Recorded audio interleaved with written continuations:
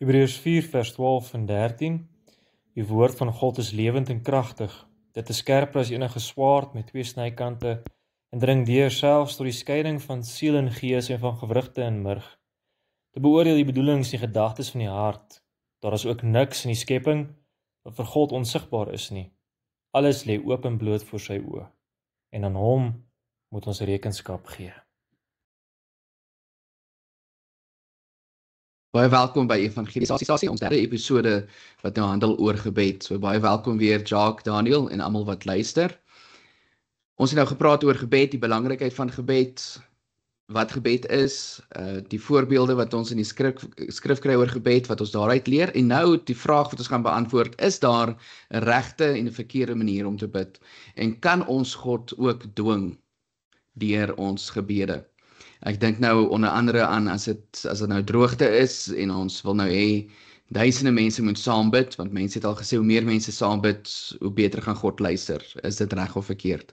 So Jacques en Daniel, is daar 'n regte en 'n verkeerde manier om te bid? Want gebed is mos ook 'n persoonlike saak tussen ons en die Here. So wat dink julle? Ek wil sommer begin, definitief sien ons voorbeelde in die Bybel oor gebede en die gesindheid, die manier waarop die gelowiges gebid het. Maar ek dink 'n mens moet, as 'n mens werklik wil weet op watter manier moet 'n mens bid, dan kan ons na die volmaakte voorbeeld gaan, Jesus Christus, wat vir ons leer, vir die disippels leer hoe om te bid. Hy sê, so moet julle bid.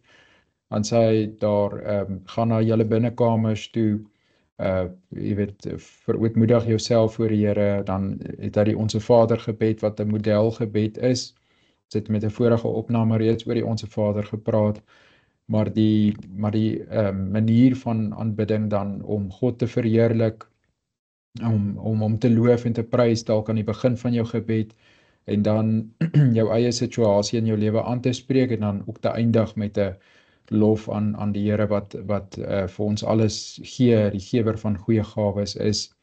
So dis maar net 'n manier, as ons kyk na verskillende voorbeelde wat ons nou wel aangehaal het op die vorige video's ook, het hulle telkens hulle self afgesonder en gebid. En ek dink dis die belangrikste. As jy wonder oor die manier, dan is die belangrikste om jouself af te sonder, om 'n stil plek te kry waar jy nie gepla word deur die wêreldse dinge nie, waar jy stil kan wees by die Here, en ook waar Jesus vir ons sê dat ons nie soos die fariseërs en die mense wat gesien wil word op die straathoeke moet staan nie, dat ons werklik 'n intieme gesprek met die Here voer, en dat ons nie baie hoë woorde hoef te gebruik om ons gebede te laat verhoor nie, maar dat mense in eenvoudige, opregte taal tot die Here kan bid. Jacques? Ja, ek dink as ons nou kyk ook na hoe gebed ook dan in afhanklikheid en dankbaarheid gedoen word, en met alle eerbied teenoor die Here, omdat jy met die Here self praat. Dink ek is daar verskillende maniere wat verkeerd is. Ek dink nou spesifiek aan om God te minag, om hom af te maak asof hy kleiner is as wie hy is. Hy is jou maatjie, jy praat met hom half of hy jou maatjie is, en ja, gee hom nie respek en toekom nie, en jy kan maar vir die Here sê en maak wat jy wil. En dit is nie hoe ons met die Here praat nie, nee. Jy sal met jou pa, jou aardse pa, 'n gesprek voer waar jy jou aardse pa minag, en dan in dieselfde asem dan ook vra om jou te help nie. Inteendeel, jy stap met eerbied ook 'n gesprek met jou aardse pa, hoef dit te meer met ons hemelse Vader nie. En dan is daar natuurlik gebede wat mens maar sien baie kere, is mense wat hulle gaan na hospitaal toe. Ek het so 'n geval gehad, gaan mense hospitaal toe, en dan wil hulle nou daar ook met 'n gebed eintlik maar op 'n sekere manier hulle eie naam groot maak. Hulle wil bekend staan as die mense wat hospitaal toe gaan en bid. En hulle vind ook daarin vreugde om dit te noem. Ek is die hospitaal Ons is deel van die hospitaalgebedsspan. En ek dink dit is nie waar dit gaan nie. Dit gaan nie oor dat jy jouself nou moet grootmaak en moet sê maar kyk wat kan ek doen deur gebed. Niemand kyk wat sê die Here Jesus self. Baie sal by die koninkryk se deur staan en sê Here het ons nie in U naam gepreek nie, Here het ons nie bose geeste in U naam uitgedryf nie, en sê maar ek wil nooit geken nie. So mense moet baie versigtig wees dat mense ook nie gebed misbruik om jou eie naam te wil grootmaak en te probeer maak of jy die heilige persoon is, wat jy eintlik nie is nie. So mens doen dit nou met baie respek en eerbied en mens besef ook dat wanneer mens met die Here praat, dat dit nie jou wil is nie, dat dit sy wil is, en daarom sê mense ook mense gebed af, Here laat U wil geskied, nie ons wil nie. En dan is daar mense wat, ek gaan nog een voorbeeld noem, dan kan Roan ook so 'n bietjie voorbeelde noem, is die reddersbootjie gedagte. Dit is half 'n gebed wat, sodra ek in moeilikheid is, dan sal ek bid. Maar verder as dit, dan gaan ek aan my lewe, solank my lewe voorspoedig is, dan is ek heel gelukkigste. Want dan is daar geen probleem nie, so hoekom moet ek met die Here praat? En dan sodra daar iets moeilik gebeur, dan ewe skielik is amper half, maar jy mense besef, hulle het nou die Here nodig, en dan is amper half, of hulle nou die Here betrek, om net te sê, maar Here, U is nou my redder. Ek kort U net in hierdie tyd, dat ek in moeilikheid leef, maar wanneer dit dan goed gaan, kort ek U nie meer nie. So hy is amper half hierdie, ek wil nou nie praat van 'n derde wiel nie, maar hy is amper hierdie een wat net een kant gehou word vir die nood, en dis al voor die Here daar is. Hy is nie daar vir jou ook in goeie tye nie. Jy herken hom nie in jou goeie tye nie. Net in teëspoed en ongeluk, dan wil jy hom aanroep, en dit werk ook nie so nie. Ja, dankie. Jy het nou eintlik alles genoem wat ek wou genoem het, maar die een ding wat ek ook baie opgelet het is mense se gesindheid. En wat ek daarmee bedoel is twee dinge. In die eerste plek is ek dwing God. Ek bid en ek verwag hy gaan doen wat ek nou voorgevra het of gesê het. En dit is nie met met die tipe gesindheid waarmee ons moet bid nie. Ons kan ook nie bid en sê Here, môreoggend wil ek met 'n Ferrari werk toe ry nie. En dan is ek kwaad vir Here omdat hy nie vir jou 'n Ferrari gegee het nie. So ons moet bid, ons gebede moet ook in lyn wees met God se wil. En daarom is dit ook baie belangrik dat ons ook diep gegrond is in die woord van God. Woord en gebed gaan saam. So ja, die gesindheid, ek bid in afhanklikheid, ek bid nie en ek sê vir die Here ek soek iets, maar dis sy wil nie. So ons bid in afhanklikheid, ons bid ook volgens die wil van die Here. En dan met gesindheid is dit ook, John Bunyan, hy was 'n Puritein, en hy het gesê wanneer jy bid, is dit beter om te bid is beter om te bid met 'n hart sonder woorde, as woorde sonder 'n hart. En ek hoop julle hoor wat ek sê. Dit is beter om te bid met 'n hart sonder woorde, as woorde sonder 'n hart. So, baie keer bid mense net om dit verby te kry. Ek praat ons baie keer raak ek kwaad vir die Afrikaners. Seën ons Vader, seën ons ete, laat ons U naam nimmer vergete, en jou gebed is klaar voor ete. Of ons almal het ons seën die voedsel wat vir ons voorberei is, amen. En so dit raak 'n gewoonte, maar 'n slegte gewoonte. As gebed 'n goeie gewoonte is, ja, maar dit is 'n slegte gewoonte want jy bid sonder eintlik om te dink. Dit is jy bid om dit klaar te kry, en dit is verkeerd. So ons gesindheid, ons moet hart in ons gebede hê. Ons doen dit want ons wil daai intimiteit tussen ons en God ook verbeter, en gebed is een van daardie dinge. Gebed is nie altyd maklik nie. Ons moet ons oefen om in toewyding aan God te leef, soos Paulus vir Timoteus gesê het, en so moet ons ook oefen om te kan bid. Maar okay, so die gaan oor die gesindheid. En dan die Here se naam misbruik in 'n gebed. Mens kan laster in 'n gebed. Ek weet nie of julle al gehoor het hoe party mense bid nie. Here, dankie Here dat U hierdie dag vir ons gegee het, Here. Want ja, Here, dit was 'n wonderlike dag, Here. En Here, ons vra Here dat U ons vanaand ook sal lei, Here. En so die naam van die Here het baie keer in 'n gebed 'n punt geword of 'n komma geword. Of mense is nie altyd seker wat om te bid nie en dan sit maar die Here se naam daar binne. En ja, gebed is 'n persoonlike ding.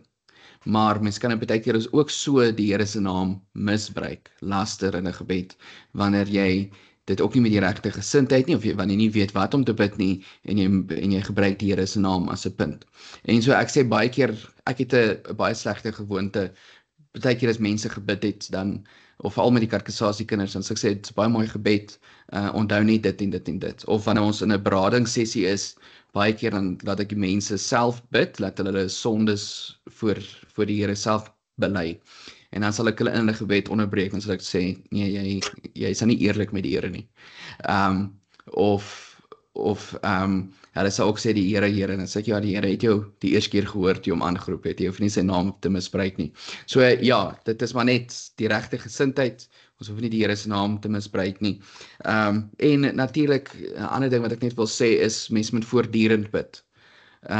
Dit help nie, bid altyd, sê Paulus in 1 Timoteus 5, dit beteken nie ons moet elke oomblik van die dag sit en bid nie, maar in elke omstandighede van jou lewe, wanneer jy tyd kry, dis om daardie voortdurende gees van gebed in jou lewe te kweek, waar jy weet, jy praat by die Here, maak nie saak wat nie, of jy nou in die kar is, en of jy nou saam met jou gesin is, om te kan bid, en om die Here se naam ook groot te maak. So ja, dit is net van my kant af, is daar enigiets van julle kant af oor regte en verkeerde manier van bid? Ja, ek wil nog so 'n bietjie net hier byvoeg. Ja, ek dink ons het nou met vorige opname genoem, dat ja, die gebed nie 'n selfsugtige gebed is nie. So ek dink nie net aan myself in die gebed nie. En ek dink ja, dit is iets wat deurlopend na vore kom wanneer mens met mense praat oor gebed en wat hulle sien as regte gebed, die eie ek wat weer op die voorgrond kom. En onze Vader leer ons baie mooi om te bid vir ons, nee. So op die regte manier sal wees om ook vir jou medegelowiges te bid vir jou dominee, bid vir jou broers en susters in die geloof, bid vir mense wat siek is, bid vir mense wat arm is, bid vir die regering. Ja, ek het dit in die vorige opname genoem, en daar het 1 Timoteus 2, dan sê die Here, bid vir die regeringsamptenaars wat julle rustig en stil lewe kan hê. Bid dat, met ander woorde, jy bid vir die regering, dat julle op die einde van die dag as gelowiges daar waar julle is, in die vrymoedigheid, julle geloof kan uitlewe, en gelowiges mag wees, in 'n wêreld wat baie keer vervolg word as gevolg van hulle geloof, wat nie 'n rustige en stil lewe het nie, wat bedoeld moet weghardloop van die regering wat hulle vervolg. So, ons kan reg bevoorreg wees daarin. So om te bid vir ons, en natuurlik met eerbied en met ontzag vir die Here. Ek weet ek het nou al deurlopend genoem, maar ek dink dis uiters belangrik om dit vir mekaar deurlopend te sê, en besef tot wie jy bid en hoe jy dan ook in eerbied tot die Here nader. En dan natuurlik ja, die laaste kant net van my kant af is om deurlopend te besef dat wanneer mens dan bid, die krag wat gebed het. Ek dink as mens nou kyk ook na Jakobus 5, dan praat hy ook baie mooi oor die krag wat gebed het, nee, dat dit kan reën stop en weer kan reën veroorsaak. So gebed is kragtig. Ek dink ook nie ons moet gebed minag en dink, ek het nou maar gebid en dis nou maar gedane sake nie. Dis baie mooi hoe die Here vir ons daar duidelik maak in Jakobus 5 vers 17, dat Elia was ook maar net 'n mens soos ons. Hy het ernstig gebid dat nie moet reën nie, en in die land het dit 3 jaar en 6 maande lank nie gereën nie. En toe het hy weer gebid en die hemel het reën gegee en die aarde het 'n groot oes gelewer. En dit is weer iets wonderlik om te besef wanneer ons gelowig bid in vertroue en afhanklikheid met eerbied op die regte manier, dan is dit 'n kragtige gebed, want dan werk die Here ook daardeur om dit wat sy wil ook dan bepaal, wat hy dan besluit tot uitvoering te bring. En daarom moenie ophou bid nie. Bid dat die Here ook elke keer wanneer 'n mens eredienste toe gaan of Bybelstudies toe gaan of wanneer jy self huisgodsdiens doen en jou kinders katekisasie mee besig is, leer jou kinders om te bid dat die Here ook daardeur sal werk om julle harte ontvanklik te maak. Want onthou, uit onsself uit gaan ons nie onsself kan oortuig het in die skrif staan nie. Die Here moet deur sy woord en deur sy gees met ons praat. En bid dan ook vir die gemeente, dat die gemeente ook verder daar waar julle woon verder kan voortbestaan om sy naam groot te maak en dat julle ook as instrument in sy naam gebruik mag word om dan ander mense te leer oor wat regte gebed is. Ja, dit is maar van my kant af. Dankie Daniel. Is iets wat jy wil sê? Ja, nee, ek wil maar net aansluit hierby, so die massa gebede wat na die Here toe opgaan, het nie noodwendig 'n effek as dit nie in opregtheid gedoen word nie. Ek dink ons het nou nog nie heeltemal daai vraag beantwoord nie. Ek dink 'n mens moet net dit ook noem, dat mens kan hoeveel gebede bid en hoeveel duisende mense saam bid, maar as dit nie met die regte gesindheid gebid word nie, dan baat daai gebede nie. Waar een opregte gebed het net soveel krag soos of ja, as dit dit hang af van jou gesindheid. Ja. En dan wil ek net ook 'n laaste ding noem. Ek onthou, ek dink dit was Prof Gert Breed het in een van ons klasse ook nog genoem dat 'n mens moet bid met sekerheid, nee, dat as jy amen sê, moet jy dit verwag van die Here. Dis met daai geloof wat jy moet bid. So of hy dit nou vir jou wil gee of nie, of hy daai gebed wil verhoor of nie, hang van hom af, dis in sy hande. Maar van jou kant af moet jy gelowig bid, soos Jakobus 5 ook sê, nee, en met daai geloof van die Here sal definitief uitkoms gee. En mens moet met daai vertroue en daai geloof elke gebed bid, en ek dink dis ook iets wat ek voortdurend nog mee werk, en om daai volledige vertroue op die Here te hê. So is maar net iets laaste van my kant, dankie. Ja, dankie. Ek dink ek het, as ek dus so 'n bietjie persoonlik mag wees, self die afgelope ruk bietjie gesukkel met gebede om te bid, om regtig net dit voel asof die Here nie luister nie. Dis nie die Here wat nie luister nie. Dit is ek, die probleem lê by my, nie by die Here nie. Daai plafon waarteen ons bid, hy bestaan nie. Die Here het gesê ons kan na hom toe kom, ons het vrye toegang tot die Here. Hy luister. En iets wat eintlik nou vir my baie beteken het, is 'n boek wat ek gelees het, ek weet nie, my kamera of hy blur nou, maar Thriving in Grace, 12 Ways the Puritans Fueled Spiritual Growth. En, daar kan mens soms 'n bietjie sien. En dan is daar, kom ek sê die blur af, dan is daar 'n hoofstuk wat gegaan het oor wat die Puriteine ons leer oor gebed. En ek moet sê, die Here het deur hierdie boek nou nogal met my gewerk. En hy gee ook 'n paar dinge oor gebed. Hy sê, onthou die belangrikheid van gebed, onthou die prioriteit van gebed, bid met opregtheid, kweek daai voortdurende gees van gebed, wees georganiseer. Baie keer weet mense nie wat om te bid nie. Maak 'n lysie.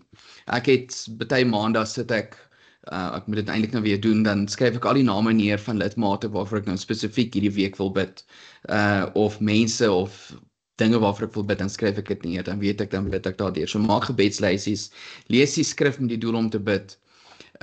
Dis weer wat nou gesê het, is ons moet die wil van die Here bid. Dit help nie ons bid iets, maar die Here sê in sy skrif iets anders nie. Hou 'n Bybelse balans in jou gebede, om nie net een ding te bid nie, maar om mense so deur die skrifte kan bid, om Here onthou, U het vir Dawid dit en dit gesê, mag dit van toepassing wees ook op my lewe. Onthou God se beloftes, dis wat Daniel gesê het, van jy sê amen, dan weet jy dit is seker. Ons vergeet baie keer om God is getrou. Dit is nie hy wat ontrou is nie, ons is ontrou, maar hy bly altyd getrou.